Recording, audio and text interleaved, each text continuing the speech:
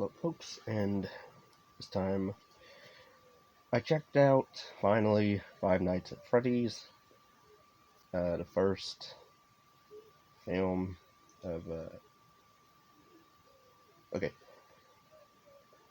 I checked out the film Five Nights at Freddy's, and to get the gist of my history with the franchise, I never played any of the games. I knew of the plot of most of what you're supposed to do is play a security guard who looks at cameras all night and to try to survive these animatronic possessed ghost animals.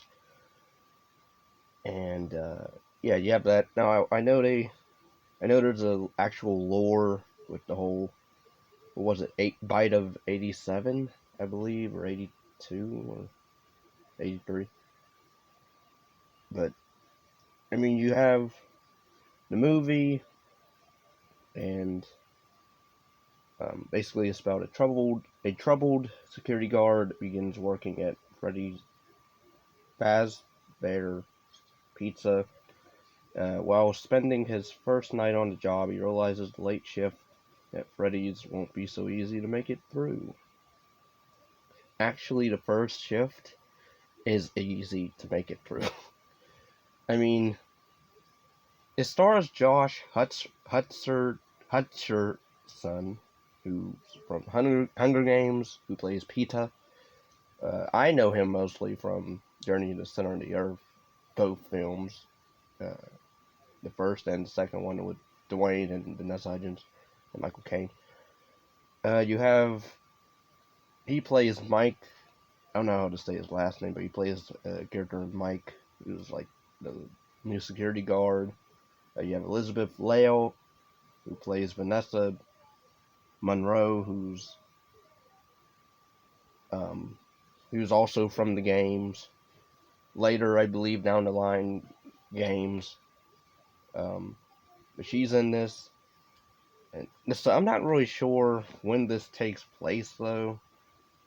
I'm assuming it's uh, present day, I guess. Although I don't remember it seeing any cell phones in this. So, but yeah. So I don't know if it's I don't know what games it's really adapting from. That's the thing. I'm guessing this is like its own thing, really, because I mean, it's not really scary, whereas in the games it seem more scarier in the games than the movie.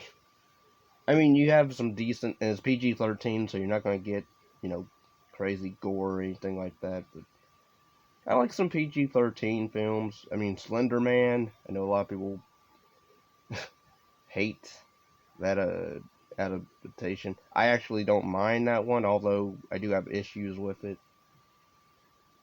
Um,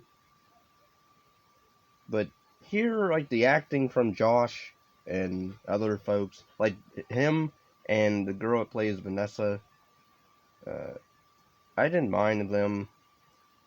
Uh, I mean, they do explain the whole lore of why these animatronic things, robots are alive and how they're alive. So I do like that. Um, you have Matthew Lillard, Stu, aka, who plays William Atherton. Uh, he's at the beginning and then he comes in at the very end, climax. I mean, and that's another thing. Like, I guess because people already assumed they would know who he's gonna play because he's played psychos in most of his roles, it seems. So we already know who he's gonna be. Um, so I don't really know where you can set up I mean, I guess you could. The way it ends, you can set up a sequel. But would you bring back like the actual folks of Would you bring back Josh Hutcherson's character and the Vanessa character? I mean, I guess you would bring her back and possibly him, but considering her character, reveal. I guess you could say at first the way they introduced her, I thought she was a ghost. I don't know why. I just assumed because like this Freddy Fast, you know, Bear Pizzeria place is an abandoned place, and she just shows up. Oh, this movie gave me vibes of Puppet Master out of all of the other horror films. It gave me Puppet Master vibes because the way because it's like almost the same plot except, well, I would say the same motivation of the puppets are the same, you can say, in this, where you have the ghost of dead children and these animatronics, and they're being influenced by the man, the master, whoever controls them. And granted, they do explain why they're doing that because they don't remember him killing them, I guess. So, but then like I love the spoilers, the climax of this where it's all resolved through a picture. A little girl, the sister of Josh Hutcherson, draws pretty much. She draws really fast and colors really fast. Pretty much him killing them as kids, and then they turn on him, and they don't even do anything really to him. It's really him that decides to turn himself into like an animatronic at the end and dies, but then not really dying. Because then I love his line of "I always come back." I'm like, what? You're not Chucky. Like, cut that out. Because I was getting Freddy Krueger vibes from this as well. Because there's weird things where Josh Hutcherson's, granted, they do explain stuff, so I'm kind of trying not to really knock it for stuff because it does explain why so and so does this and that. But the whole him sleeping all the time, because you find out his backstory is he lost his brother when he was younger. His brother was kidnapped. He never saw who did it, so he's been trying to figure out in these dreams. And pretty much, I guess you can chalk it up when he gets to here at the Fredbear, whatever pizzeria place. The ghost children are able to communicate with him through his dreams and are able to affect him in the real world as well. But I guess, um, but yeah, I mean the acting in this is fine from everyone. Um, at one point, you sort of don't root for Josh Hutcherson's character because there was a point where the ghost children tell him what they want in return of, I guess, him eternally dreaming of his family together again, and they're like, "We want Abby, his little sister," and so then he's like, "Okay," but then he takes it back. No, don't do that, and then that's where you get the shot of him in the trailer laying in the forest, bleeding or whatever.